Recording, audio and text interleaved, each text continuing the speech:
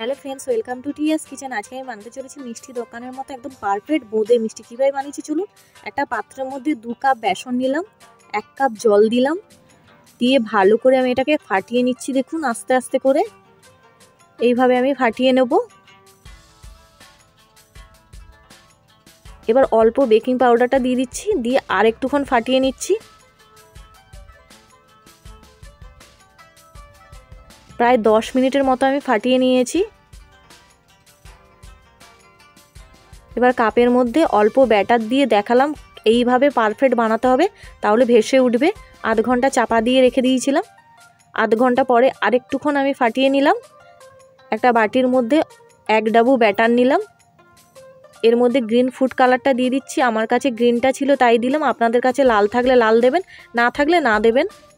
তেলের মধ্যে আমি ঝাড়া চাটুটা রেখে এর মধ্যে অল্প ব্যাটার দিয়ে দেখালাম। দেখুন খুব সুন্দরভাবে গোল গোলভাবে আমার ব্যাটারটা পড়ছে।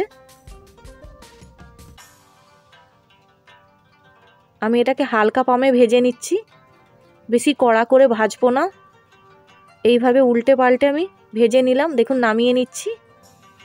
আবার আমি গ্রিন ব্যাটারটা দিয়ে দিচ্ছি। দেখুন খুব সুন্দরভাবে গোল গোলভাবে পড়ছে।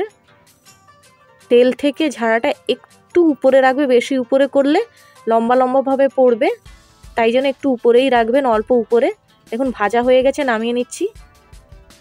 আমার বোঁদের দানাগুলো খুব সুন্দর হয়েছে আর নরমও হয়েছে। এবার একটা প্যানের মধ্যে আমি 1 বাটি জল দিয়ে দিলাম, 1 বাটি বাতাসা দিলাম, আপনারা চাইলে চিনি দিতে পারেন। কেশরটা অল্প দিয়ে দিলাম, 1 চামচ ঘি দিয়ে দিচ্ছি, আর 1 চামচ আমি গোলাপ জল দিলাম। দেখুন খুব সুন্দরভাবে ফুটে উঠেছে। এবার আমি লেবুর রসটা দিয়ে ভালো করে মিশিয়ে বোঁদের দানাগুলো দিয়ে দিলাম মিষ্টির রসের মধ্যে। এবার আমি এদিক ওদিক করে মিশিয়ে ঢাকনা দিয়ে রেখে দেবো প্রায় 10 মিনিটের মতো। দেখুন আমার মিষ্টির রসটা একদম বোঁদের মধ্যে টেনে নিয়েছে। আমার মিষ্টি দোকানের মতো এই বোঁদের রেসিপিটা যদি ভালো লেগে থাকে আমার চ্যানেলটাকে লাইক আর কমেন্ট করে জানিয়ে দেবেন কেমন হয়েছে। ভিডিওটা দেখার জন্য ধন্যবাদ।